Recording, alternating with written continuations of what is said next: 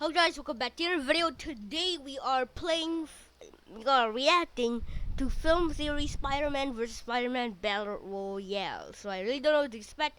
So 3, 2, 1, let's react. We now return to the continuing adventures of Theory Man. Help me steal my purse! Can't help you there, but did you know that Ant-Man could have saved half the universe by crawling up Thanos' anus? Oh, Okay.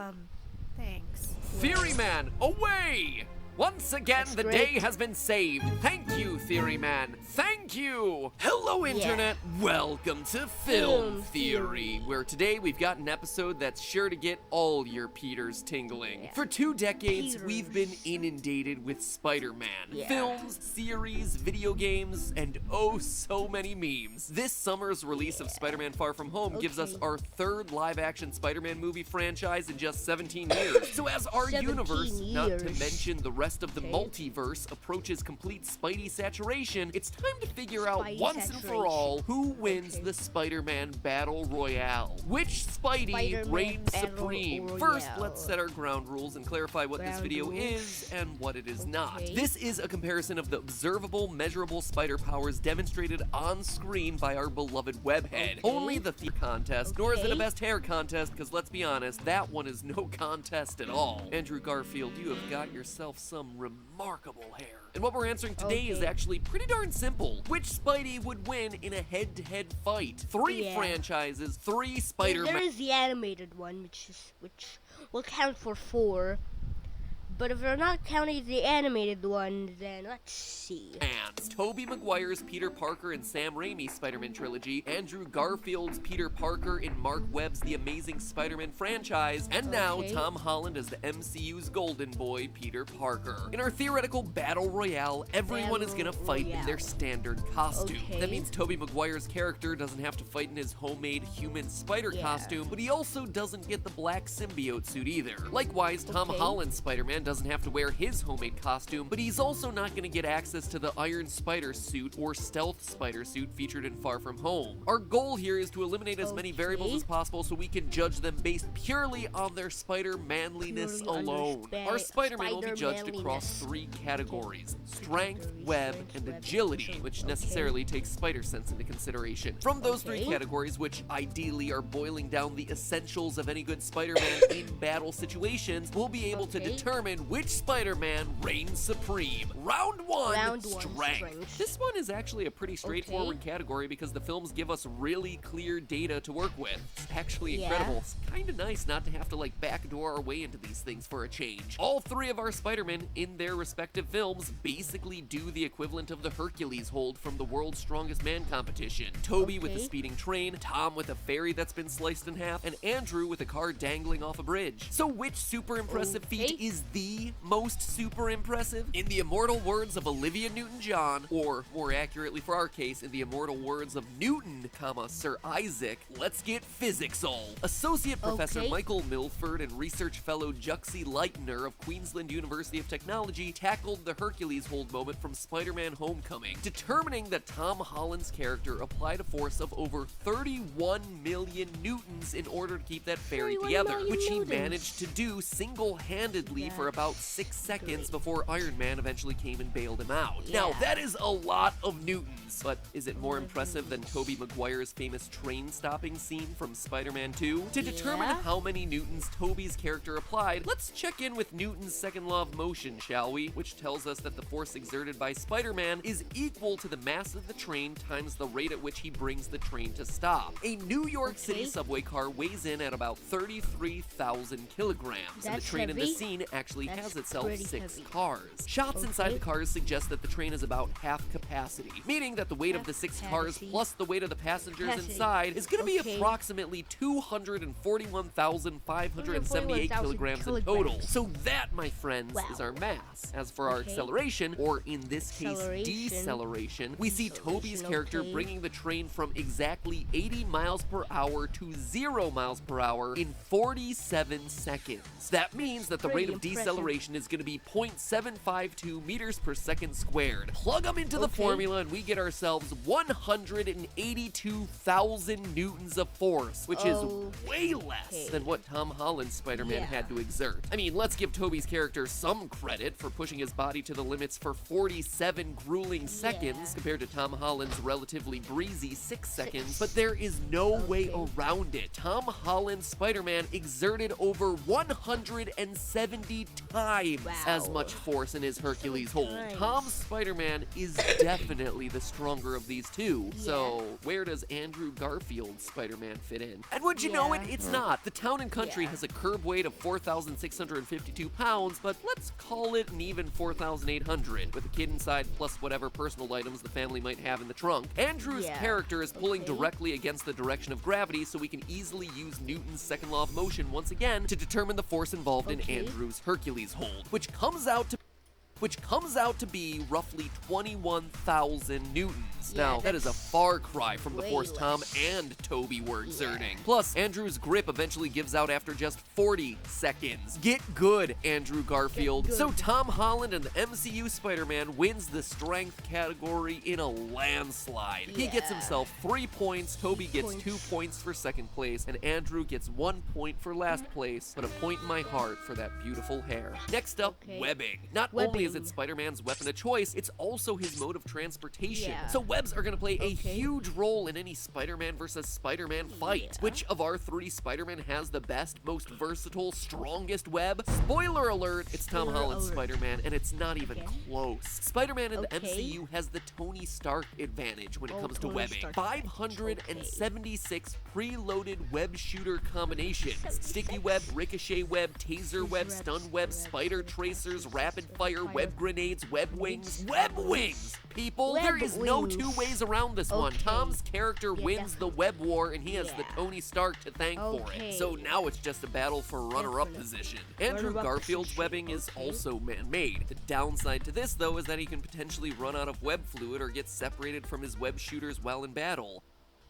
The upside is that he's able to tweak his web formula and make it impervious to electricity, for example. However, it's tough to imagine electricity playing a major role in a Spider-Man versus Spider-Man fight, so who knows how beneficial this improvement that we see in the movies would actually be for our purposes in today's episode. In Tobey's case, meanwhile, his webbing is created in vivo. He's not able to manipulate his organic webbing, but on the plus side, he's never gonna run out, except on the rare occasions when he's like, you know, super sad and stuff. But as impressive as Tobey's train scene is as a demonstration of his strength, it might be an even more impressive demonstration for his webbing. His web strength, stick, and elasticity are all on full display in a way that Andrew Garfield's web never is in the Amazing Spider-Man films. And if Andrew's Peter Parker had made more elastic webbing, maybe Gwen Stacy would have had herself a smoother landing at the end of the Amazing Spider-Man 2.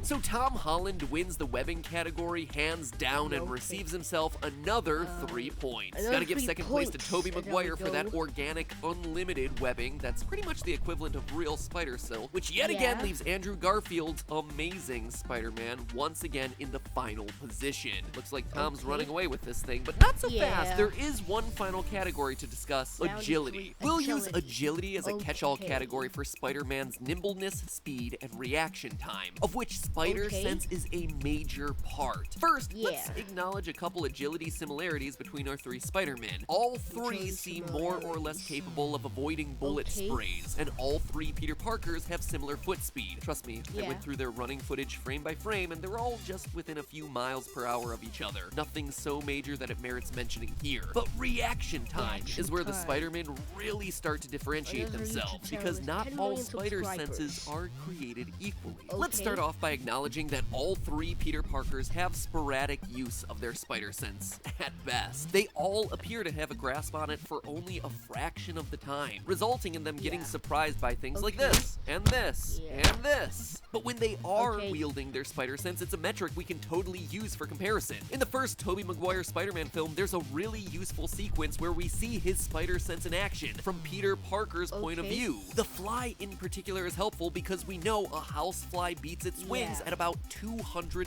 times per second. From Peter Parker's point of view, that fly fly is flapping its wings 2 times in 2.625 seconds, meaning his spider sense is helping him see the world about 260 times slower than real time. As for Tom Holland's character, there is very little evidence that his spider sense, or Peter Tingle, is very useful as it relates to reaction time at all. For instance, in Infinity War, his spider sense only tingles after Thanos' ship has already arrived at planet Earth, at a point where any normal kid on the bus could have glanced out the window and seen this thing. So his Peter Tingle seems to be more of a state of alertness rather than an ability to experience the world in slow-mo and react to life that much faster. As for Andrew Garfield, his reaction times do appear to be enhanced post-spider bite. I mean, snatching a fly out of the air is pretty darn cool, but it also doesn't necessarily mean that he's seeing the world in slow-mo to the degree that Tobey's character does. That being said, there is an argument to be made that Andrew's spider sense is way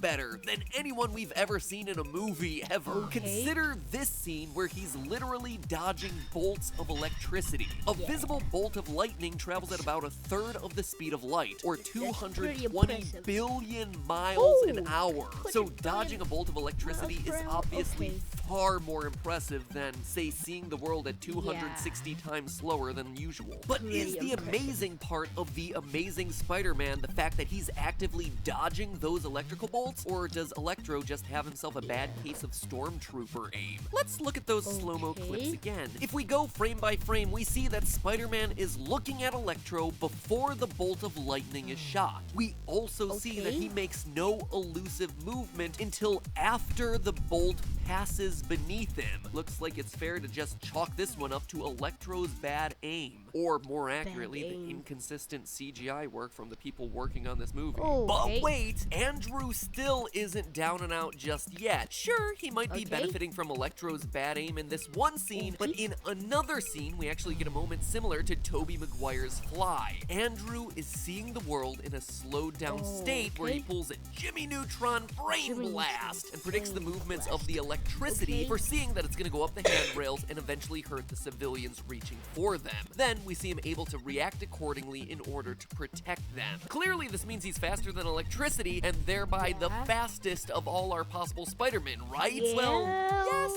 and no. You see, he's certainly faster than electricity. The problem here is that he's faster than Electro's electricity. And when you actually stop and do the math in these scenes, these things are actually shockingly slow. Pun definitely intended. This battle is happening on the TKTS booth in New York City's Times Square. The top of this iconic stairwell is 45 feet across, and we see Electro's electricity travel to the center of that handrail in exactly 10 frames. For a movie that runs 24 frames a second, that's 5/12 of a second to go 22.5 feet. Extrapolating out that math, we see that Electro's lightning actually travels at the astonishing speed of 36.8 miles an hour. And when I say astonishing, I mean astonishingly slow. I mean, that is slightly faster than me driving through a school zone. But it's clearly nowhere close to the billions of miles an hour of actual lightning. And it is still significantly slower than the flapping of that fly's wings. Sorry, Andrew Garfield, I tried, but I just can't justify giving you the win here. The fly snatching is admittedly more impressive than anything Tom Holland exhibits, though. So, the totals have been tallied. Can we get ourselves a drum roll, please?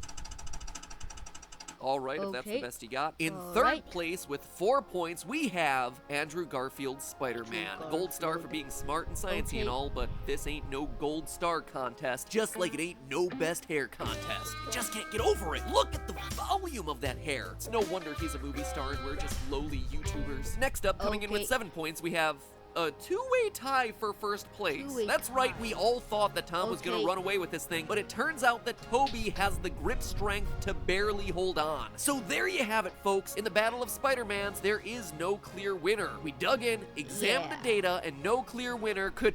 Wait a minute, my theorist Tingle is going crazy. I'm sensing a lot of you screaming at your screens right now because there's a Spider-Man movie I haven't mentioned yet. It's a feature-length Spider-Man movie. It had itself a theatrical release, and even though it's not part of a franchise, it should be considered according to the rules that I laid out earlier. That movie is, of course, Spider-Man Yeah, okay. Into the Spider-Verse. But how do we Okay. go about comparing the animated characters in Spider-Verse to the live-action characters in the franchises? Pretty easily, actually, because one of our live-action Spider-Man actually crosses over into Spider-Verse, or at least one of his multiverse equivalents crosses into Spider-Verse. See, there's a compelling theory that Tobey compelling Maguire's theory. Peter B. Parker is the exact same Peter B. Parker featured in Into the Spider-Verse. And the theory Okay. is supported by the fact that the producers at one point considered casting Tobey Maguire as Peter B. Parker's voice. I mean, it's Okay. come out since after the movie's release that Peter B. Yeah. Parker in the movie isn't actually the same Spider-Man that we see in the Sam Raimi movies, but he's definitely going through the same types of adventures and life experiences. So even though he's not the exact one, he's pretty much a multiverse stand-in for the exact one. So by the Okay. transitive property of equality, that would mean that Transitive Peter B. property Parker of from Into the equality. Spider-Verse equals Okay. Tobey Maguire's Spider-Man from the Sam Raimi trilogy, which would then also equal Tom Holland's MCU Spider-Man. They are all relatively equal Spider-Man. So if we want to Okay. know how Tobey and Tom would stack up against the other Spideys and Into the Spider-Verse, all we need to do is look at how Peter B.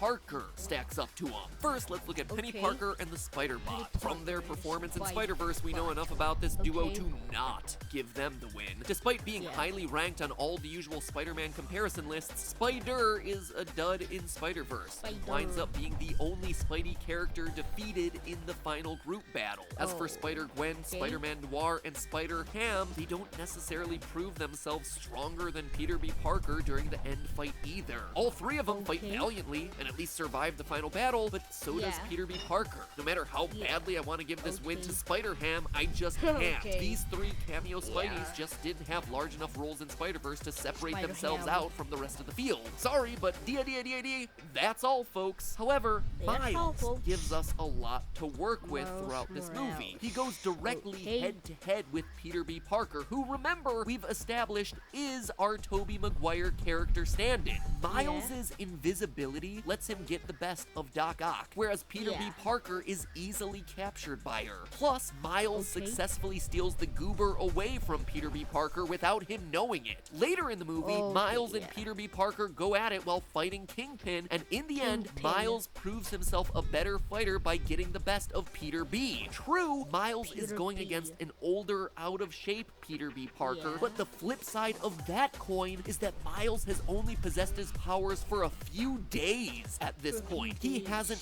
had any time to Yeah. properly hone his skills and reach his full potential. Seems more than fair to consider Peter B. Parker's old age balanced out against Miles' Yeah. inexperience. So in the end, Pretty Peter B. does. Parker, who's as strong a Spider-Man as our 7 live-action points. franchises have to offer, gets himself bested by Miles Morales in a direct head-to-head confrontation. And that Okay. can only mean one thing. Miles Morales wins in a battle royale against all the different Spider-Men. Tobey Maguire and Tom Holland may portray the strongest Peter Parkers in cinema, but Yeah. Peter Parker is no match for Miles Morales, the Morales. strongest Spider-Man in all the films. Just goes to show that the best Spider-Man film also happens to contain the best Spider-Man.